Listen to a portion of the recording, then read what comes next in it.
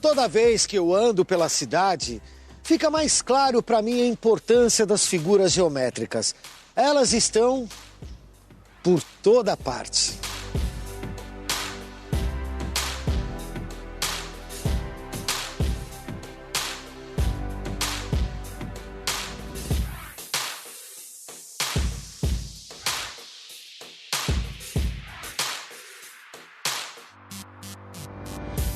Mas se a gente reparar bem, vai perceber que a maioria dos objetos com os quais a gente convive no dia a dia não é formada por figuras planas, e sim tridimensionais.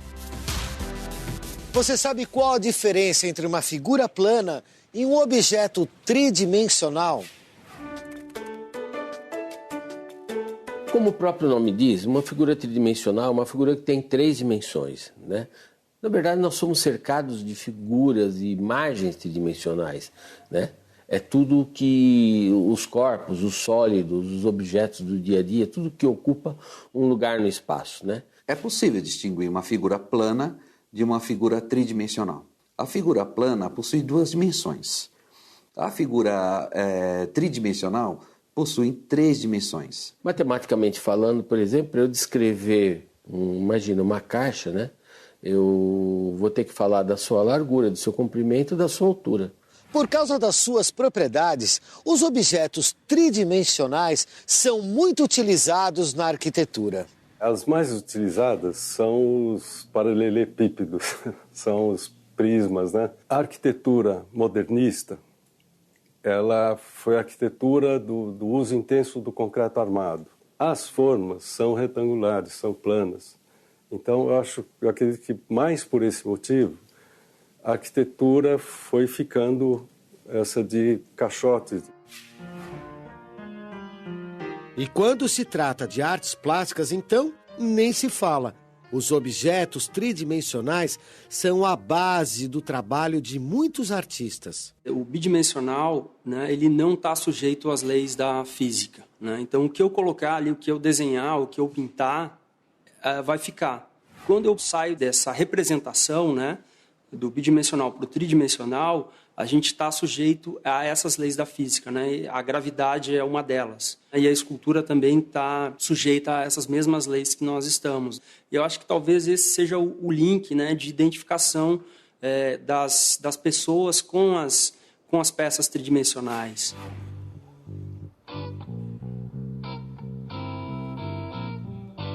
Jogos eletrônicos são uma mania de muita gente.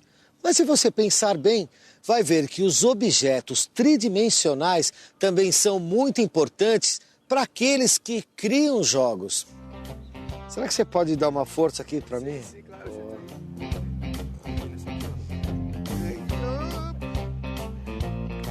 3D facilita para a produção, não só facilita como abre mais possibilidades. O objeto 3D simplesmente ele é uma informação de pontos no espaço e uma textura que é uma imagem que percorre todos esses pontos. Aí você pode mudar não só o ângulo, como distância também. Você pode fazer uma coisa estar na frente da outra, parcialmente ou não. Então é assim, o 3D você tem as peças para ilustrar da maneira que você quiser, assim, tem muito mais liberdade. No 2D tem que estar tudo definido e o artista tem que fazer quadro a quadro.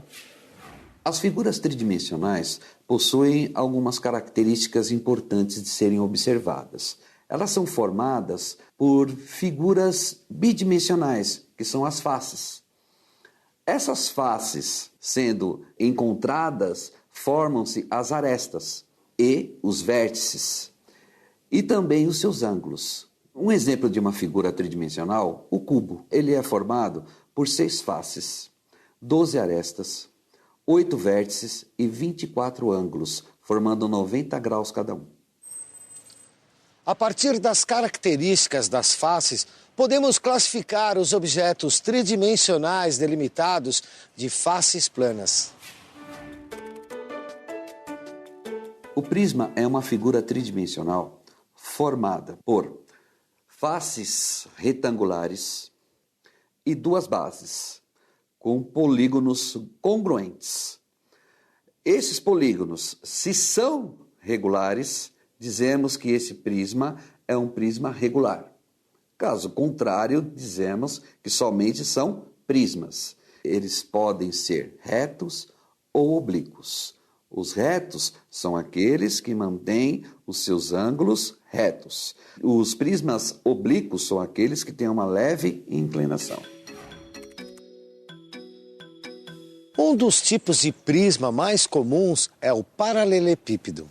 Ele está em todo lugar, nos blocos de calçamento de algumas ruas, em embalagens, na arquitetura, em contêineres e até no trânsito, na caçamba dos caminhões de transporte.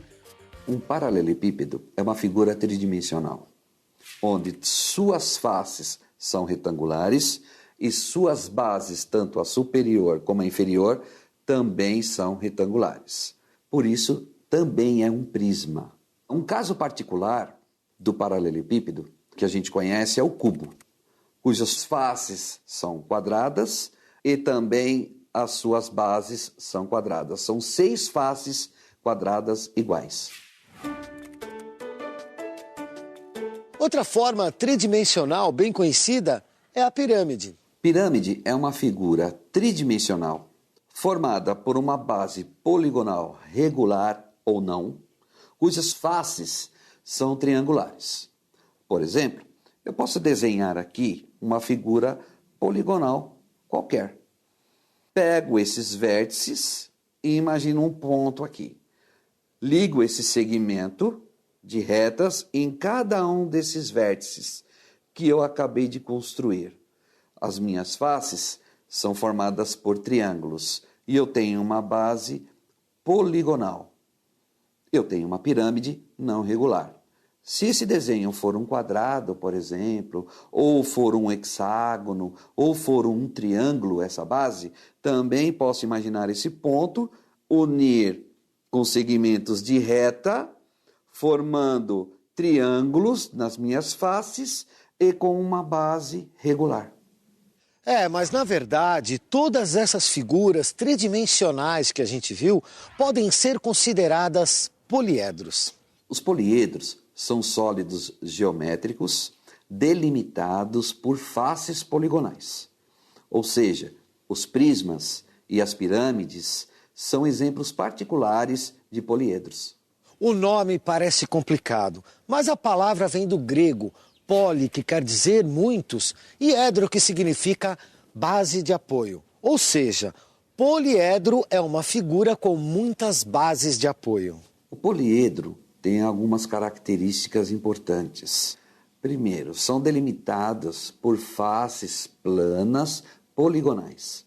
As faces, quando se encontram, a sua intersecção, formam-se as arestas.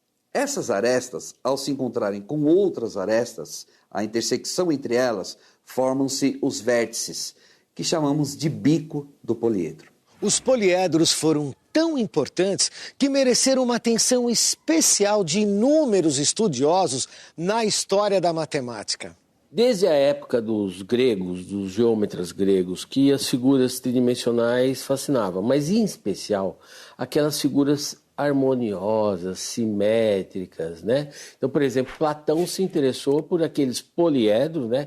Que são aquelas figuras, aqueles sólidos tridimensionais com as faces planas, que são polígonos.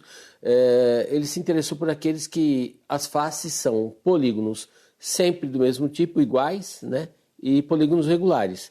Então, os chamados poliedros de Platão são poliedros que têm essa característica. Por exemplo, o cubo.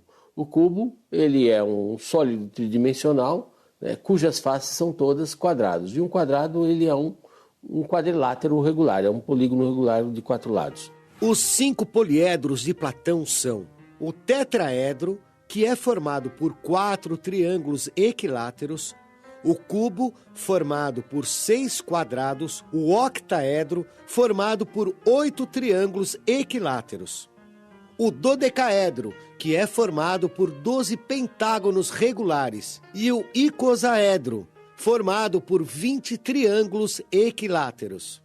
E foi o estudo dos poliedros de Platão que ajudou o astrônomo alemão Johannes Kepler a explicar a posição dos planetas em nosso sistema solar. Os sólidos platônicos, eles estavam na cabeça de todo mundo no Renascimento. Então, era de se imaginar que eles estivessem presentes na natureza das coisas, inclusive em um dos grandes problemas da época, que era qual a estrutura do sistema solar. Então, ele imaginou que se havia 6 planetas, cada planeta em uma esfera, e, portanto, 5 intervalos, se por acaso esses 5 sólidos platônicos eles não representariam esses intervalos, começando da esfera da Terra para fora do decaedro. Então, a face mais interna tocava a esfera terrestre, o vértice tocava a órbita de Marte. Depois, a órbita de Marte, ele imaginou um tetraedro. Depois, para Saturno. Então, um cubo. A face do cubo tocava a órbita de Júpiter e os vértices tocavam a órbita de Saturno. Da órbita da Terra para dentro. O que definiria o intervalo entre Vênus e a Terra seria um icosaedro. De Vênus para Mercúrio, que é o planeta mais interno, octaedro. Olha, de tanto a gente falar de figuras tridimensionais, me deu até vontade de pegar um cineminha. E é claro, tem que ser em 3D. Valeu, pessoal. Até a próxima.